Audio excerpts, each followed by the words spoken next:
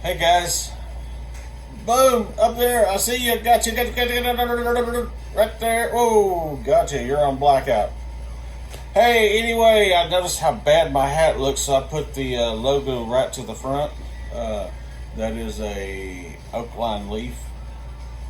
A lot of you might know what that is. Most probably won't, but it's a logo for a company here in the Fort Worth, Texas area, which looks like I need to walk over. I actually office out of their complex. Looks like I need to walk over and get me a new hat because this one is pretty well had it.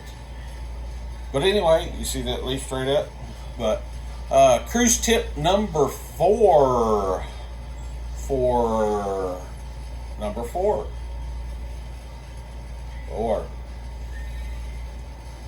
one of the things I think I would tell people to do is be extremely careful with your phone. We've gotten pretty adapted to how to use your phone on a cruise, but the first timer, if you don't have to have your phone, I would tell you to put that thing in airplane mode and lock it in a safe and be done. Because I don't know, the first few cruises we called AT&T, we've had T-Mobile, and ask what kind of plans do you have, what can I do to make phone calls, what can I do. Basically, up until this point, really the only thing you can do is buy the internet package on the boat, and you will need an internet-based phone service. So what I mean by that is your AT&T phone is not going to work at sea. Not unless you buy a phone package from the cruise ship. I wouldn't go that route myself. Me being a business owner here, I have what they call a voice over IP phone service at my office. So it is for instance, Ring Central, Open Phone, Vonage. There's a lot of services out there that actually have an app on your phone that it asks permission to use your carrier's minutes, but you can turn that off to where it's basically a phone over your internet connection. And that's what we use while we're on the cruise. It's called Voice over IP phone service. So if you do have to have a phone, I would either get the ship's plan for a few minutes for your phone calls, or if you have access to a voice over IP phone system, I would use that number and line and not worry about my carrier's line, because there's always a ton of charges on there. We have called and called and called, made sure we had the right plan, made sure we had this. When you get to Mexico, you can use your phone, and every time we've gotten home, there's tons of extra charges on there. So if you don't have to use your phone, don't do it. But if you do have to do it, get you a phone plan. For instance, the one I said, Open Phone, is a great service. I use it for my office. And it allows you to have a phone app that only works with internet. So if you buy the internet package on the boat, leave your AT&T, T-Mobile, Verizon, whatever you may have, just leave that service off and do internet only, and you can do your open phone service while on the cruise.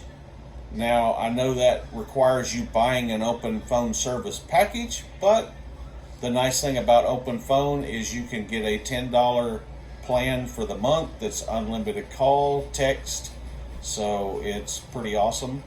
And for $10, you've got unlimited phone calls and calling, providing you have an internet connection. So we always get the internet package on the cruise because we can't go without it. So just remember that, Open Phone.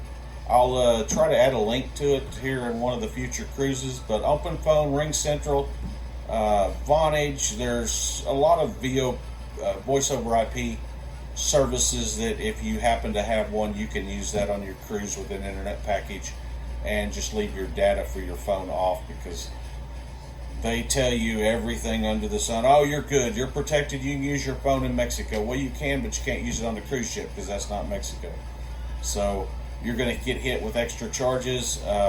I've made that mistake of turning my phone on too soon. Also, you get back to where you're rolling in pretty close to Galveston at night, knowing you're going to be there first thing in the morning or early in the morning, and you turn your phone on and ding, ding, ding, ding, ding, ding, you've got 40 text messages roll in at 25 cents a piece or whatever your phone package you're on says, and there's no warning. Your phone just starts lighting up and going crazy. So remember that. If you don't have to, the easiest thing, if you don't have to, throw the phone in the safe and be done with it. Enjoy your vacation, get a drink, go to the movie, go to the skating, go to the flow rider, go to the pool, and have you a good time and say, phone, bye-bye.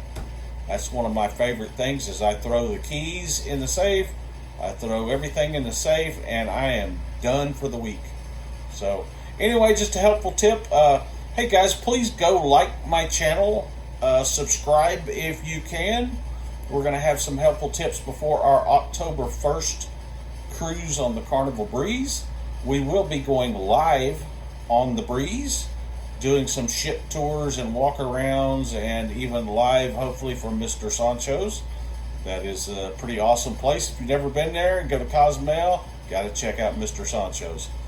I think Costa Maya, we're probably just going to hang in the cruise port. They have one of the better cruise ports, in my opinion. They have a giant pool right there, sand volleyball, or not sand volleyball, volleyball in the pool. There's a big pool with swim-up bar. You can order some lunch. You can get drinks. It is not free, so do take you some money. But that's the thing we did last time we went to Costa Maya. We hung in the cruise port in that pool. We played volleyball. We drank way too much and just had a good old time. And I think our cruise in October to Costa Maya is kind of a weird time. It's we get there at noon, so it's noon to 8, something like that. So probably eat dinner there in the cruise port, maybe. I don't know, maybe get back on the ship and have a late dinner. But anyway, hey guys, hopefully this helps you. Hopefully you like my channel and share my channel and do everything. And we're going to do cruise tips all the way up to our October 1st cruise and maybe even beyond that. So anyway, bing, there you are.